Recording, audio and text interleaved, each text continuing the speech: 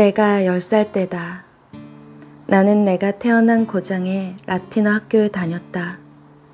그리고 내가 살고 있는 곳은 두 개의 세계로 양분되어 있었다.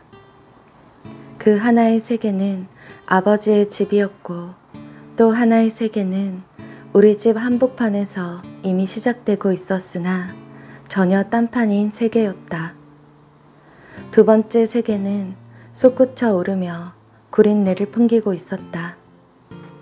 하지만 나는 확실히 밝고 바른 세계에 속했다. 내가 10살이 조금 넘었을 때 어느 날이었다. 나는 아이들과 놀고 있었는데 어느 큰 아이가 끼어들었다. 녀석은 이미 어른스러운 몸짓으로 으스대며 젊은 직공들의 걸음걸이나 말투를 흉내내고 있었다. 그의 이름은 프란츠였는데 나는 프란츠와 함께 있다는 것이 얼마나 부담스러웠는지 모른다. 아이들과 함께 서로의 영웅담을 늘어놓던 날, 나는 무시당하지 않기 위해서, 프란츠의 적이 되지 않기 위해서 나는 좋은 품질의 사과를 많이 훔쳤었다고 거짓말을 했다. 그 말을 한 후 프란츠와 함께 집에 돌아오던 길에 나는 사과를 훔친 것을 주인에게 일러 바치겠다는 프란츠의 협박에 시계를 내어주고 말았다. 그리고 프란츠에게 제발 이러지 말라며 무엇이든 하겠다고 애걸했다. 하지만 프란츠는 돈을 가지고 오라고 으름장을 놓은 뒤 사라졌다. 나는 불안감에 떨었다. 프란츠가 자신을 경찰에 신고했을 거라고 생각하기까지 했다. 그리고 아버지와 어머니가 자신이 이상하다는 것을 알아차려 줄 것이라고 기대했지만 어머니와 아버지는 그것을 눈치채지 못했고 절망감에 빠진 나는 저금통 속에 돈을 꺼냈다. 하지만 그것은 참담하리만큼의 소액이었다. 결국 프란츠에게 그만큼의 돈밖에 건네지 못했다. 프란츠는 돈을 가지고 오라고 나에게 협박을 했지만 나에겐 좀처럼 돈이 생기지 않았다. 내가 돈을 마련하지 못하자 프란츠는 다른 방법으로 나를 괴롭히기 시작했다. 예를 들어 아버지에게 받은 심부름을 자신에게 시키는 등의 짓거리를 말이다. 나는 지독한 스트레스에 결국 앓기 시작했다. 그리고 가족에게 마음의 문을 닫아버렸다. 내 고민에 대한 구원은 전혀 뜻밖의 곳으로부터 찾아왔다. 우리 라틴어 학교에 새 학생이 전학 온 것인데 나보다 나이가 몇 살 위였다. 이름은 막스 데미안이라고 했다. 사실 데미안은 나에게 별로 호감이 가는 아이가 아니었다. 오히려 마음에 안 들기까지 했다. 어느 날 학교 수업이 끝나고 집으로 가고 있는데 데미안이 나에게 같이 가지 않겠냐고 물어보았다. 나는 영문을 몰랐다. 그리고 수업 시간에 언급된 카인에 대한 이야기를 했는데 나와 데미안은 카인과 카인의 표지에 대한 이야기를 나누었다. 그리고 나는 그와 헤어져 돌아오는 길에 그의 카인에 대한 말들이 모두 엉터리라고 생각했다. 하지만 집에 와서 성경 구절을 찾아보니 다시 한번 그 이야기를 하는 동안 나는 데미안 자신이 혹시 카인이 아닐까 하는 생각을 하게 되었다. 그리고 이 문제는 정말 오랜 세월에 걸쳐 내게 인식과 회의, 비판 등의 온갖 시도의 출발점이 되었다. 다른 애들도 데미안에게 흥미를 느끼고 있었던 것 같다. 데미안의 어머니가 대단한 부자라는 것, 모자 모두 교회에 나가지 않는다는 것 정도의 소문이 돌았다. 시간이 지나자 그에 대한 여러 가지 소문이 돌기 시작하여 허무맹랑한 소문까지 돌곤 했다. 나는 그때까지도 프란츠에게서 벗어날 수가 없었다. 나는 꿈속에서도 프란츠에게 계속 시달려야만 했다. 그와의 관계는 내가 돈을 모두 갚은 뒤에도 끝나지 않았는데 프란츠는 내가 훔쳐낸 돈으로 그에게 돈을 주었다는 사실을 알고는 다시 나를 협박하기 시작했다. 그때의 가족은 나를 완전히 환자 취급했으며 나는 너무도 비참했다. 나는 일생 동안 이토록 깊이 체험하고 이토록 깊이 고민한 적이 별로 없었다. 어느 날 프란츠는 나에게 누나를 불러오라고 시켰다. 나는 그것을 거부했지만 프란츠는 생각해 보라고 하며 총총히 사라졌다. 굴욕감을 느끼고 있을 때 데미안이 나에게 말을 걸었다. 그리고 나는 데미안에게 프란츠는 나쁜 놈이며 악마라고 말했다. 데미안은 자신이 해결해 줄 수 있는 문제라고 했지만 나는 그것을 거절했다. 하지만 그날 이후 프란츠는 더 이상 날 괴롭히지 않았다. 오히려 날 보면 도망가곤 했다. 그것은 데미안이 손을 써준 덕분이었다. 나는 집으로 돌아와 아버지 어머니께 지금까지의 일을 모두 말씀드렸다. 그리고 나는 다시 집안의 건강하고 모범적인 아들로 돌아왔다. 나는 아버지에게 카인이 아벨보다 좋다는 생각을 어떻게 생각하느냐고 여쭈어 보았다. 아버지는 그것은 조금도 새로운 생각이 아니며 그러한 생각은 버리는 것이 좋다고 말씀하셨다. 프란츠와의 일이 있은 후 반년이 지났다. 나는 프란츠를 내 기억 속에서 완전히 지워버렸지만 데미안만큼은 완전히 지울 수가 없었다. 그는 오랫동안 먼 구석에 서 있었기 때문이다. 내가 아는 데미안은 늘 고독했고 누구도 그를 사랑하지 않았다. 그의 어머니도 그를 한 명의 어른으로 대하는 것 같았다. 그는 착실한 학생이었지만 그가 선생님께 대들었다는 소문이 돌기 시작했다. 나는 데미안의 여러 모습을 보았고 결국 느낀 것은 그는 우리와는 전혀 다른 종류의 사람이라는 것이었다. 그는 어쨌든 남다른 점이 있었다. 나는 데미안과 관계를 맺고 싶지 않았다. 그래서 얼마 동안은 그로부터 완전히 멀어져 있었다. 내가 보기에도 데미안은 완전히 베일에 쌓여있는 사람이었다. 그 무렵에 나는 나 자신의 비밀로 가득 차 있었다. 목사님이 하는 이야기들은 어쩐지 조용하고 신성한 비현실적인 것으로서 내게서는 먼데 있다고 느껴졌다. 그렇게 수업에 무관심해질수록 나는 데미안에게 관심이 갔다. 어느 날 목사님이 카인과 아벨에 대한 이야기를 하고 있었는데 그 순간 난 데미안이 나를 주시하고 있다는 것을 발견했다. 그리고 다시 데미안과 가까워졌다. 나는 데미안과 자리를 같이 하게 되었는데 그때부터 나는 수업 시간에 결코 졸지 않게 되었다. 데미안은 나에게 종종 특별한 능력을 보여주었다. 나는 그 능력을 독심술과 같다고 생각했지만 결코 입 밖에 내지는 않았다. 데미안은 수업 중에 성경 내용을 목사님이 설교를 위해 마음대로 해석하고 있다고 했고 나는 그 지적에 큰 감명을 받았다. 그리고 데미안은 이 이야기 속에 기독교의 결점까지 숨겨져 있다고 지적했다. 나는 그에게 내가 생각해온 2개의 세계에 대한 이야기를 해줬다. 그리고 그 이야기에 대해 데미안과 논쟁을 했다. 방학이 지나면 다른 학교에 전학을 가게 되고 집을 떠나기로 한 것이 결정되었다. 데미안은 여행을 떠난 뒤였고 내 마음은 고독했다. 나는 데미안을 만나지도 못한 채 여로에 올랐다. 나는 한 선생님이 감독하고 있는 기숙사에 가게 되었다. 고향의 이별을 고하는 것은 쉬웠다. 조금의 슬픔도 느껴지지 않았다. 누이들은 울고불고 했지만 나는 그럴 수 없었다. 나는 내가 소년으로서의 귀염성이 모두 사라졌으며 그 누구에게도 귀여움을 받을 수 없으며 나 자신 역시 나를 사랑하지 않는다고 생각했다.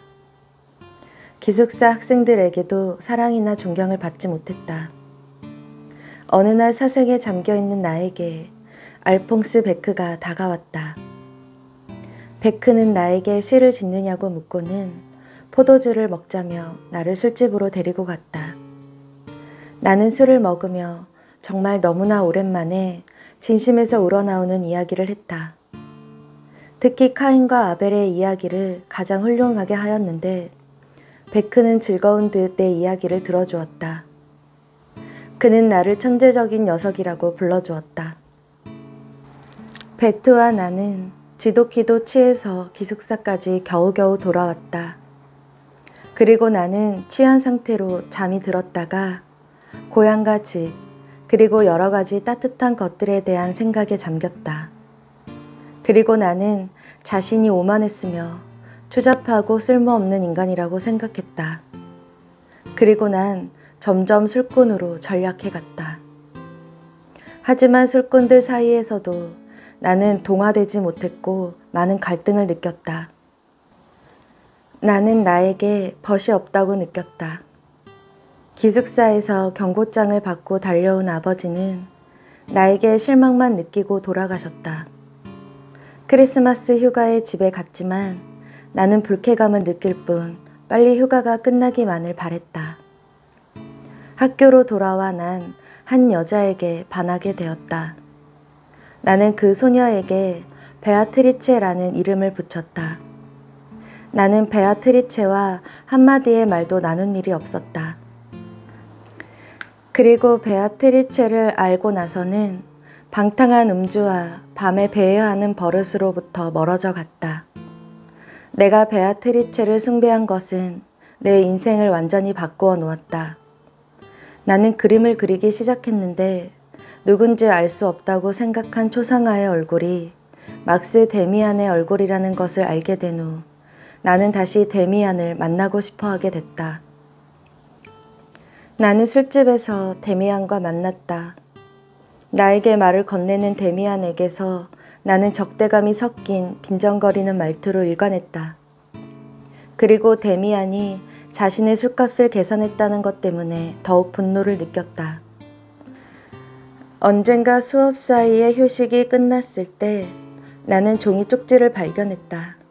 그것은 반 친구들이 수업 시간에 비밀리에 주고받은 방식대로 접혀 있었다. 나는 학급의 누구와도 교제를 하고 있지 않았기에 누가 보냈는지 무척 미심쩍었다. 그곳에는 새는 알에서 나오려고 몸부림친다. 태어나려는 자는 하나의 세계를 파괴해야 한다는 말이 적혀 있었다. 나는 그 메모 때문에 수업 시간에 집중을 할 수가 없었다. 그렇게 쪽지의 내용에 대해 생각을 하고 있을 때 선생님의 음성이 나에게 번개처럼 뛰어들어왔다.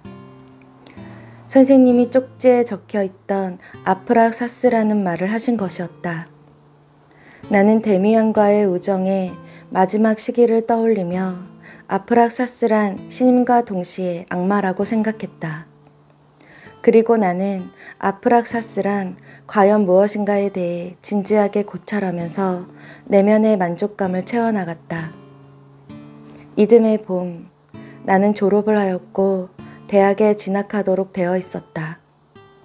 나는 어른이 되었지만 나는 도대체 내가 무엇을 해야 할지 알 수가 없었다. 그리고 난 밤마다 알 수 없는 꿈을 꾸었는데 나는 내가 혹시 미친 것은 아닐까 하고 생각하기까지 했다. 그의 겨울을 나는 무어라 형언할 수 없는 내면의 폭풍우를 겪으며 지냈다. 나는 데미안과 꿈속에 나오는 알 수 없는 형상과 함께 고독을 보냈다. 하지만 외부의 생활에 있어서는 아무런 변화가 없었다. 나는 거리를 배회하던 중 한 음악가에게 매료되었다. 그리고 그 음악가와의 대화에서 아프락서스라는 말을 나오게 되었는데 나는 그 단어의 의미를 알기 위해 음악가와 공부를 하기 시작했다. 그리고 내면의 세계나 개인의 가치, 개성의 한계 등 여러 분야에 대하여 토론을 벌였다. 나는 음악가의 뿜뿌리를 듣고 야릇한 공포를 느꼈다. 그 이상한 음악가에게서 들은 아프락서스에 관한 이야기는 그리 간단하게 이야기할 수가 없었다. 음악가는 나에게 용기와 자존심을 잃지 않게 가르쳐 주었다. 나와 연주가는 나름대로 아프락서스에 대한 정의를 내리기도 했다. 수업 시간이 끝나고 한 동급생인 크나워가 나를 기다리고 있었다. 그는 나에게 이야기를 하고 싶다고 말했다. 그리고 성적인 이야기를 나누게 되었는데 나는 순결을 왜 지켜야 하는지 모르겠다는 입장을 견지했다.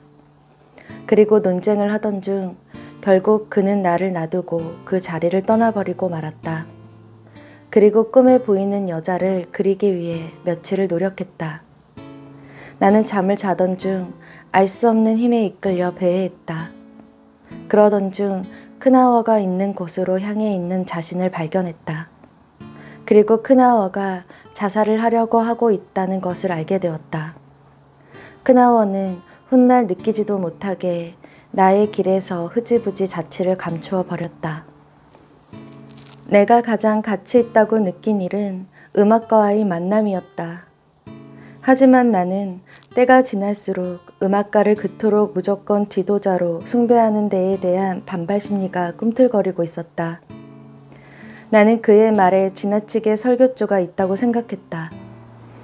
그래서 그에게 아기가 실린 채로 고리타분한 말을 그만할 것을 요구했다. 그리고 그가 상처를 받았음을 깨달았다. 곧 나는 그가 자신에게 화를 내고 성을 내기를 바랬지만 그는 자신의 말을 감수하고 묵묵히 받아들였다. 나는 그와 화해하려고 애쓰지 않았다. 우리는 여전히 벗으로 사귀기는 했으나 관계가 조금 달라졌다. 나는 이 시기에 미치도록 떠돌아다녔다. 그리고 종이에 하늘이 나를 버렸다고 적고 그것을 데미안에게 보내려고 했다가 포기하고 말았다. 그렇게 내 학창시절은 끝이 났다. 휴가 중에 몇 해 전에 데미안 모자가 살았던 집에 가보았다. 나의 관심을 알아본 노부인은 나를 안으로 맞아들였다. 그리고 데미안의 어머니의 사진을 보여주었는데 그 여성은 나의 꿈에 나타난 바로 그 여자였다. 그 얼마 후 나는 여행길에 올랐다. 기묘한 여행이었다. 나는 계속 그 여인을 찾아 그리며 이 도시 저 도시로 정처 없이 여행을 했다. 나는 그 여인과 닮은 여자들을 찾을 때도 있었고 이 여행이 무의미하다고 느낄 때도 있었다. 하지만 나는 자신의 운명이 이끌려 가고 있음을 느꼈다. 나는 데미안과 우연히 만났다. 데미안은 내가 올 것이라는 것을 알고 있었는데 그는 이것을 내가 갖고 있는 표지 때문이라고 설명했다. 그는 나와 팔짱을 끼고 걷기 시작했는데 안정된 기분이 그에게서 흘러나와 나의 심신으로 스며들었다. 이윽고 우리는 예전처럼 짓거려댔다. 우리는 서로 다른 이야기를 했지만 데미안의 이야기 속에는 하나의 연관성을 가지고 있었다. 나와 데미안은 데미안의 집 앞에서 헤어졌다. 나는 데미안의 집에 찾아가서 데미안의 어머니와 만났다. 그리고 그 여자가 자신의 꿈에 나타난 여자가 맞음을 확인했다. 그리고 어머니와 자신이 그린 새 문양에 대한 이야기, 자신이 꾸고 있는 꿈에 대한 이야기를 나누었다. 나는 데미안이 있는 곳으로 갔는데 데미안은 옷을 벗고 운동을 하고 있었다. 나는 데미안과 여러 철학적인 이야기를 나누었다. 그리고 그 후 어머니와도 다른 이야기를 나누었다. 나는 에바 부인에 대한 사랑이야말로 내 생활의 유일한 내용이라고 믿었다. 나는 항상 에바 부인에 대해서만 생각했으며 에바 부인과 떨어지는 게 싫어 크리스마스를 집에서 보내는 것조차 싫어하게 되었다. 다시 데미안의 집을 찾은 나는 데미안과 새 문양에 대한 이야기, 우연에 대한 이야기, 꿈에 대한 이야기를 나누었다.